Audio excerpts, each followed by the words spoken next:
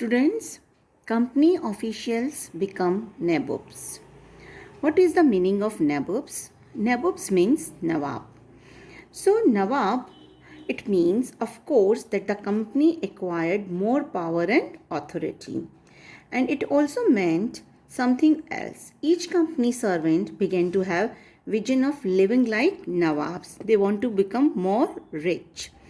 So after the Battle of Plassey, the actual Nawab of Bengal were forced to give land and vast sum of money as personal gift to the company officials. And Robert Clive, as you all know about Robert Clive, look at in this slide. This is the man, Robert Clive. He cheated and he was the corrupt person. So, students, he made lot of money in India and was suspicious of his vast wealth. The he cross-examined in 1772 by the British Parliament. However, not all company officials succeeded in making money like Clive. Student, he committed suicide in 1774.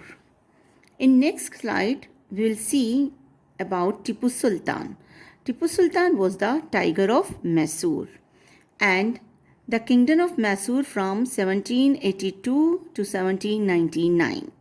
Tipu Sultan was the scholar, soldier and poet. Students, if you have traveled to Mysore, you can see now also the palaces of Tipu Sultan. It's a very beautiful place and still we have some museums there where are the things of Tipu Sultans are kept. Tipu promoted a more widespread use of Hindustani language in southern India. Tipu expanded the iron-cased Mysorean rockets which he deployed in the resistance against military advance of the British. Here, this is the big picture of Tipu Sultan and this is a Tipu's toy tiger. Students, here you can see the picture. In this picture of a big mechanical toy that Tipu possessed, you can see a tiger mauling a European soldier. When its handle was turned, the toy tiger roared and the soldier shrieked. This toy tiger is now kept in the Victoria Albert Museum in London. Students, now in this slide, we'll see war with the Marathas. From late 18th century, British also wanted to destroy Maratha power. So students, the third battle of Panipat in 1761, the Marathas' dreams of ruling from Delhi was shattered. They were divided into many states under different chiefs. Peshwa means principal minister, who became its effective military and administrative heads based in Pune. So Mahaji Sindhya and Nana Fandis were two famous Maratha soldiers and statesmen of the late 18th century. Students, the Marathas were subdued in a series of wars. In the first war that ended in 1782 with the Treaty of Saiva, and there was no clear victor.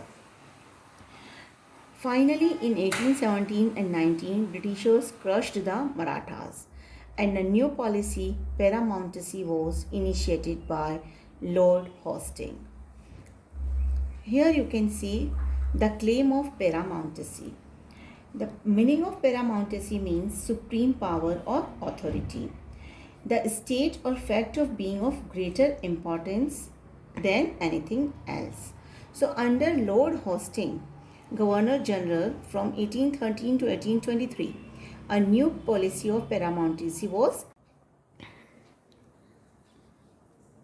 This process, however, did not go unchallenged. For example, when the British tried to annex the small state of Kittur in Karnataka, Rani Channamma took to arms and led an anti-British resistance movement. In the late 1830s, the company became worried about Russia. It imagined that Russia might expand across Asia and enter India from northwest. They fought a prolonged wars with Afghanistan between 1838 and 1842 and established indirect company rule there. Sindh was taken over in 1843. Two prolonged wars were fought with Sikh Kingdom in 1849 and Punjab was annexed. But the presence of Maharaja Ranjit Singh held back the company. This is the picture of Lord Hastings. They were fought with the Sikh Kingdom. Ultimately in 1849, Punjab was annexed. In coming slides, students, we will talk about the doctrine of lapse.